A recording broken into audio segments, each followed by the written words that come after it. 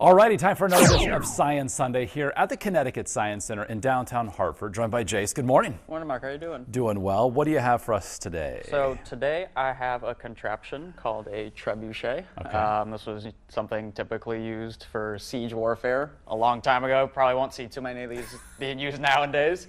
But it's kind of similar to a catapult in that we're going to launch something today. Okay. So the main parts of a trebuchet is we have a arm that can pivot, moves around. And the way this one fires actually is it uses a counterweight. So it uses gravity to pull this weight down, so then we're able to move the arm forward. Gotcha. And to launch, we have a sling, so we'll put our ammo, which is little eraser caps, inside of our sling. And then one of the most important parts of the trebuchet actually is because it's a sling, we actually have to have a little point here that we can hook a rope to, so it releases and kind of opens up, almost like a book. Okay. So we're gonna go ahead and see if we can get this firing, but this is essentially just a transfer of potential energy, so waiting for something to move to kinetic energy when something moves, and then that energy transfers into, hopefully, we can knock down our castle walls. Perfect. So I'll go ahead and we will get this inside. We'll bring our arm down. Now, usually trebuchets will have some sort of firing mechanisms like a lever, a rope you'll cut.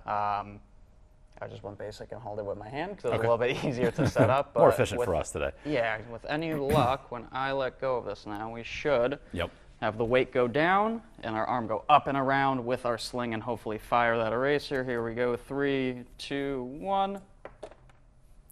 And it fired. It fired, not the most, you know. It's kind of a porous castle wall. Yeah. We kind of went through. We still got through. I mean, we can give it, what do you say, one more try? Sure, let's give it one more try, see if we can improve upon that. So again, potential energy.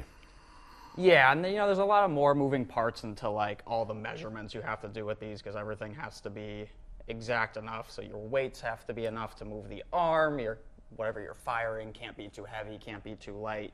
Your sling length usually has to be a certain length. So there are a lot more moving parts to it, but as simple, we just let go and we go from one.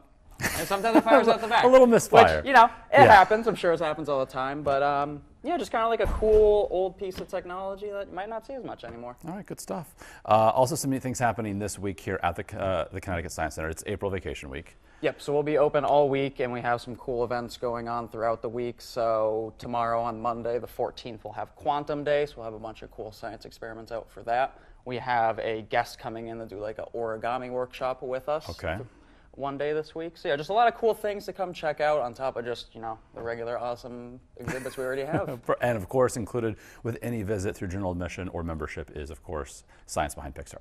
Yep, so we have our new Science Behind Pixar, all just how do they make these movies we love, how do they do the animations. 10,000 square feet. That's huge. Really cool. It's awesome space. All right, Jace, thank you so much. We'll, of course, see you for another edition of Science Sunday next weekend.